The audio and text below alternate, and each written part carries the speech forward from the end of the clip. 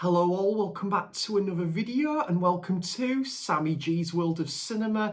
Today on the channel I am going to be doing part 3 of my sort of like sub-collection series where I showcase my 7-inch singles in my collection, 7-inch singles from the shelves as I'm calling it. And this might be my last video for just over a week, because I am going back to my parents like next week. So I thought I'd get one more. I might get one more video out after this, but if not, this might be my last video for just over a week, guys. I thought I would showcase more of my 7-inch singles in my collection. So without further ado, we're going to go straight off the bat, and the first one I've got is The Staircase Mystery by Susie and the Banshees. Yeah, I'm a big Susie and the Banshees fan. I really regret not going to see her play Time of the Mouth Festival last year. She was supposed to be brilliant, I heard. I massively regret not going along to that show. But yeah, hopefully one day I'll get the chance to see Susie Sue's live in concert. And yeah, I do remember quite liking this song. A cover of 20th Century Boy by Mark Bolan there. And on the Polydor label there. So this is the happy house. We're happy here in the happy house. There we go, Happy House by Susie and the Banshees from the brilliant Kaleidoscope album. Fantastic stuff.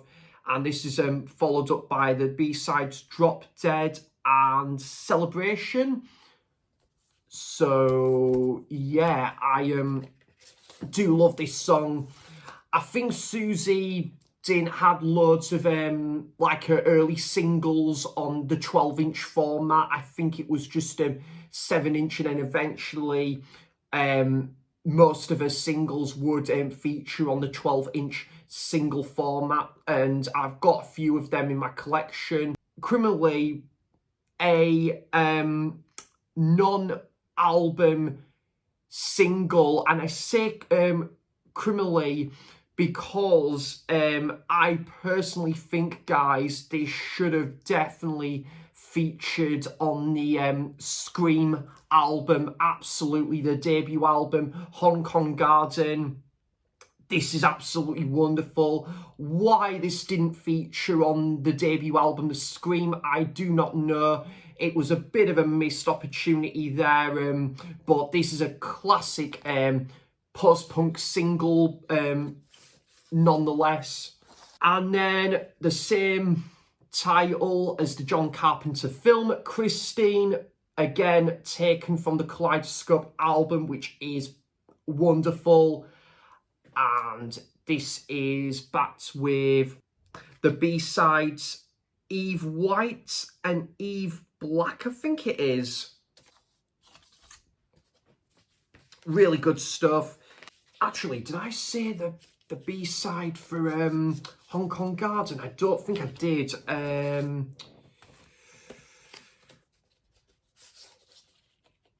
Voices. I think this is on the second album. I think it is. What's it called again? Join Forces, I think it is. Playground Twist. Yeah. And Pull to Bits is the name of the B-side. Probably one of Susie's most popular songs as well. Her cover of Dear Prudence. I do like this cover. I don't love it, but I do really like it. It's not one of my favourite Susie and the Banshees songs by any means. And backed with the B-sides Tattoo on the Wonderland label.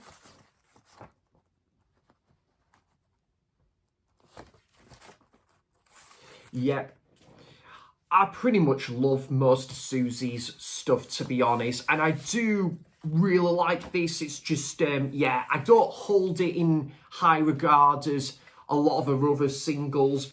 And then the monochrome set, beautiful artwork to this one. I think this is the 7-inch single for Jacob's Ladder, which is also a name of a film which I haven't seen. And this is backed with Andiamo, I think it is. And the monochrome set have done some brilliant stuff. I would love to go and see them live someday. And that's what the label looks like. So, yeah, that is the monochrome set, Jacob's Ladder. And probably their best album taken from, I think it is called The Strange Boutique, I think it is as well. Do you know, the monochrome set are actually playing on the same night as I'm seeing Elvis Costello on the 7th of September. But not only that, guys, Ride are playing on that same night as well. If only the monochrome set played on the 8th and Ride played on the 9th, I could have gone to see all three. But what can you do? On Din Disc label, which I think OMD were on, and this is backed with Surfing SW12. Really good album, that. Well, actually, guys, they've done a few brilliant albums. The one that came out a couple of years ago was brilliant. I loved that. And then Edwyn Collins, who I have seen at the Boiler Shop 5 years ago, and he was excellent. This is the 7-inch single for Home Again and Searching for the Truth. I do love Edwyn Collins, guys. Probably one of my favourite artists, to be honest. I'd love to do a future video on him and Orange Juice at some point. I actually forgot that it had like a separate artifact to, you know, like the actual sort of, yeah.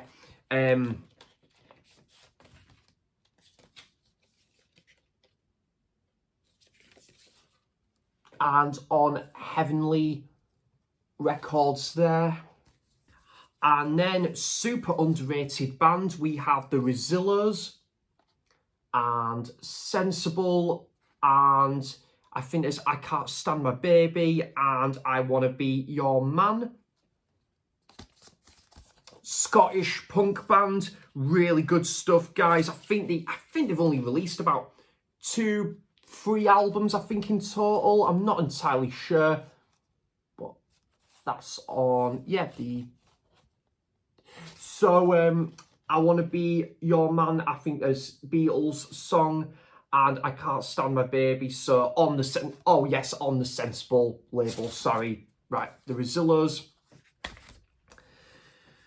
And before Tears for Fears, Kurt Smith and Roland Orzabal were Graduate, yeah, and Graduate, I personally think this album they did could be better than a lot of the Tears for Fears albums, in my personal opinion. I absolutely adore this. Elvis Should Play Scar, taken from their one and only album as Graduate, Acting My Age, and Jolie Jolie, which was also on the album. This is on the Position label. The Au Pairs and It's Obvious, like Birmingham post-punk band, I think, who only made 2 albums, and yeah, it was they've done some great stuff, like especially the first album, which is absolutely fantastic, guys. Leslie Wood, sorry, yeah, I think I went to go and see her supporting the Chameleons last year, and this was, yeah, produced by the All Pairs as well. So, and on 021 Records.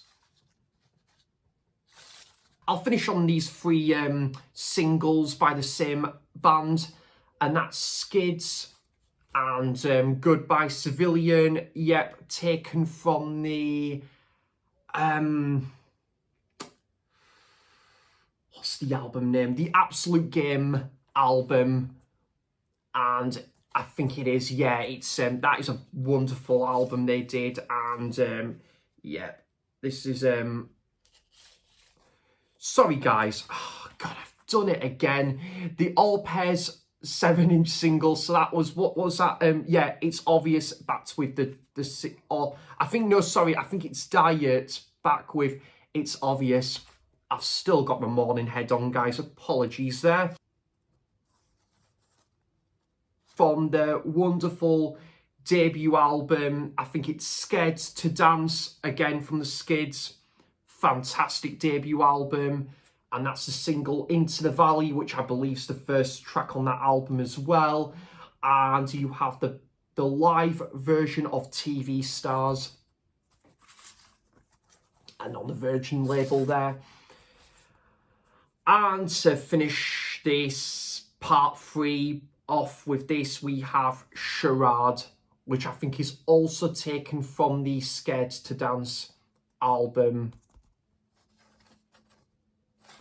So, yeah, and Grey Parade, that's the B-side for that one. And there we go, guys. That will do it for part 3 of 7-inch singles from the shelves.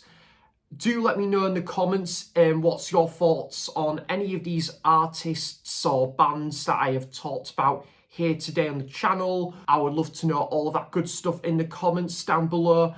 And as always, guys, thank you ever so much for the wonderful support on the channel lately. I really do appreciate it. I will be back for more content in not next week, the week after, because I'm going to be going away back to Berwick-upon-Tweed to see my mum and dad, spending quality family time with them. I'll be doing a bit more reading. Hubert Selby Jr., the same author as Requiem for a Dream, and I'm definitely going to get stuck into that and do a lot more movie watching and watching some of the Euros as well. So thanks for watching, cheers for stopping by, and until next time, and I'll see you for the next video.